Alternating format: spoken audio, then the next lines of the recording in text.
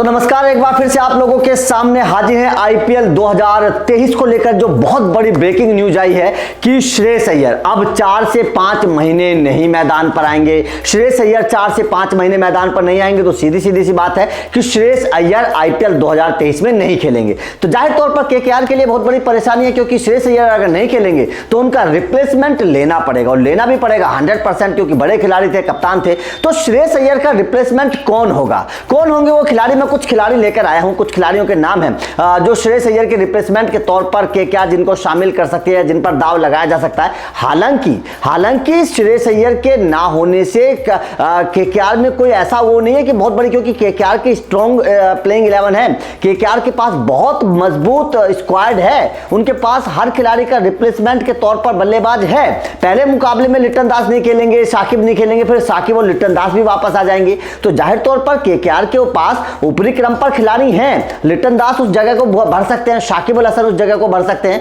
लेकिन सबसे बड़ी बात क्या है कि अगर श्रेयस अय्यर का रिप्लेसमेंट जरूरी है तो कौन से वो खिलाड़ी होंगे जो श्रेयस अय्यर का रिप्लेसमेंट बन सकते हैं, परफेक्ट रिप्लेसमेंट बन सकते हैं। मैं उन 4 खिलाड़ियों के नाम लेकर आया हूं, तो आप भी बताइएगा आपके हिसाब से श्रेयस अय्यर का परफेक्ट रिप्लेसमेंट कौन है। मैं जिन 4 खिलाड़ियों के नाम लेकर आया हूं, मैं भी उनके स्टैट्स के साथ साथ आप लोगों को पूरी जानकारी दूंगा। तो सबसे पहले मेरा ऐसा लगता है कि शायद प्रियम गर्ग ऊपरी क्रम के बल्लेबाज हैं, गेंदबाजी और बल्लेबाजी दोनों कर लेते हैं, ऊपरी क्रम पर खेले हैं। प्रियम गर्ग आपको पता है कि अपनी कप्तानी में भी अंडर 19 विश्व कप जिता चुके, तो प्रियम गर्ग के पास कप्तानी का भी गुण है, वो बेहतर कर चुके हैं, नौजवान खिलाड़ी हैं। अगर केकेआर उन्हें अपने साथ शामिल करते तो बेहतर होगा। प्रियम गर्ग ने 40 मैचों में 601 रन बनाए, 59 हाईएस्ट है, और स्ट्राइक रेट 170, ज्यादा स्ट्राइक रेट तो नहीं है, लेकिन हाँ ऊपरी क्रम के बड़े बल्लेबाज हैं और शानदार खिलाड़ी प्रियम गर्ग माने जाते हैं, टेक्निकली बड़े स्ट्रॉन्ग हैं। सनराइजर्स हैदराबाद में थे, उनको उसके बाद उन्होंने उनको छोड़ दिया, आपकी बार अनसोल्ड रहे, तो इस बार प्रियम गर्ग को लिया जा सकता है।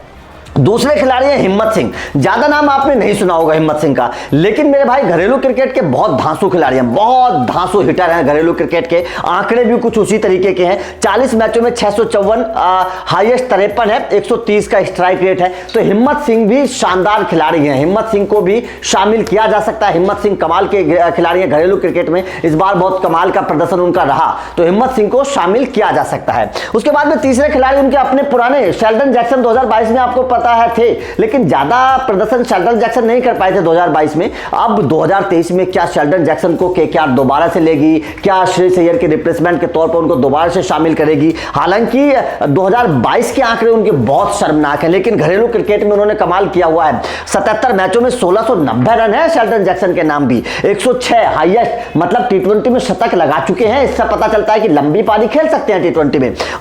लेकिन 2022 उनका बहुत निराशाजनक रहा था, तो केकेआर के खेमे में उनके लिए थोड़ा सा सवाल जरूर होगा कि भाई क्या इस खिलाड़ी को दोबारा से शामिल किया जाए, जिसको हमने पहले आजमा लिया है और केकेआर ने उनको छोड़ भी दिया था 2023 में। तो शेल्डन जैक्सन को लेकर भी चर्चाएं हैं, लेकिन शेल्डन जैक्सन के लिए थोड़ा सा रास्ता मुश्किल होगा।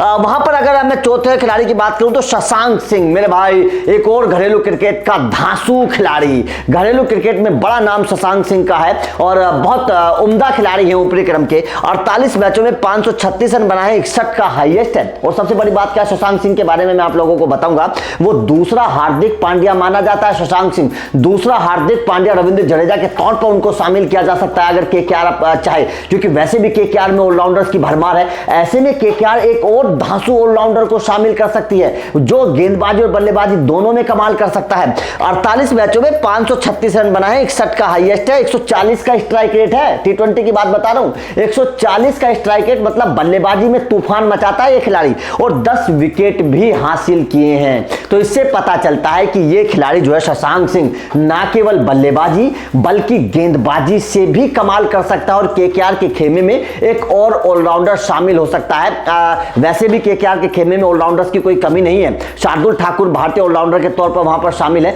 लेकिन रिप्लेसमेंट के तौर पर शशांक सिंह को शामिल किया जा सकता है अगर केकेआर चाहे। तो ये वो 4 खिलाड़ी हैं जिन 4 खिलाड़ियों के ऊपर केकेआर भरोसा जता सकते हैं, जिन 4 खिलाड़ियों को श्रेयस अय्यर के रिप्लेसमेंट के तौर पर शामिल कर सकती है। आप लोगों का क्या मानना है, कौन से खिलाड़ी को शामिल किया जाना चाहिए? वैसे केकेआर का खेमा कोई कमजोर नहीं है। केकेआर के खेमे में वेंकटेश अय्यर ऊपर हैं, उनके पास जगदीशन आ जाएंगे, जगदीशन के साथ साथ उनके पास गुरबाज जैसा ऊपरी क्रम पर बहुत धांसू खिलाड़ी है। अगर केकेआर को जरूरत पड़ेगी तो गुरबाज से और वेंकटेश अय्यर से ओपनिंग करवा लेंगे, जगदीशन से नंबर 3 पर बल्लेबाजी करवा लेंगे तो जगदीशन भी नंबर 3 पर खेल सकते हैं। नंबर 4 पर आपके लिए नीतीश राणा आ ही जाएंगे, नंबर 5 पर रिंकू सिंह है, नंबर 6 पर आपके आंद्रे रसल आ ही जाएंगे, उसके बाद में सुनील नरेन आ ही जाएंगे, तो शार्दुल ठाकुर है। तो पूरी प्लेइंग 11 में कोई प्रॉब्लम नहीं है।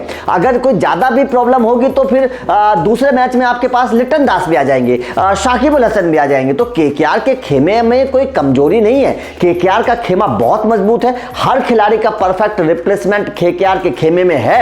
केकेआर को ऐसा नहीं है कि बहुत बड़ा झटका लग गया है और श्रेयस अय्यर के बाहर जाने से बहुत बड़ी टीम कमजोर हो गई। हां, कप्तान के तौर पर बहुत बड़ा झटका है, क्योंकि श्रेयस अय्यर एक बेहतर कप्तान थे और अपनी कप्तानी में ये कारनामा वो श्रेयस अय्यर कर सकते थे कि केकेआर को चैंपियन बना सकते थे। बस ये सबसे बड़ी प्रॉब्लम है कि कप्तान कौन होगा। कप्तान के तौर पर ऐसी खबरें मिल रही है कि शायद किसी भारतीय खिलाड़ी पर भरोसा जताया जा सकता है, रिंकू सिंह या नीतीश राणा, दोनों में से किसी एक को कप्तान बनाया जा सकता है और इनको कप्तान बनाकर केकेआर अपने खेमे को आगे बढ़ा सकते हैं, ये खबर है। लेकिन सबसे बड़ा सवाल, अगर प्लेइंग 11 के रिप्लेसमेंट के तौर पर बताऊं तो ये 4 खिलाड़ी हैं। आपका रिप्लेसमेंट कौन है कमेंट करिएगा, कप्तान आप किसको बनाना चाहते हैं ये भी कमेंट करिएगा। वीडियो शेयर जरूर कर दीजिए ताकि ज्यादा से ज्यादा लोगों तक पहुंचे। चैनल को सब्सक्राइब कर लेना ताकि इस तरीके के अपडेट आप लोगों को मिलते रहे। Thank you very much.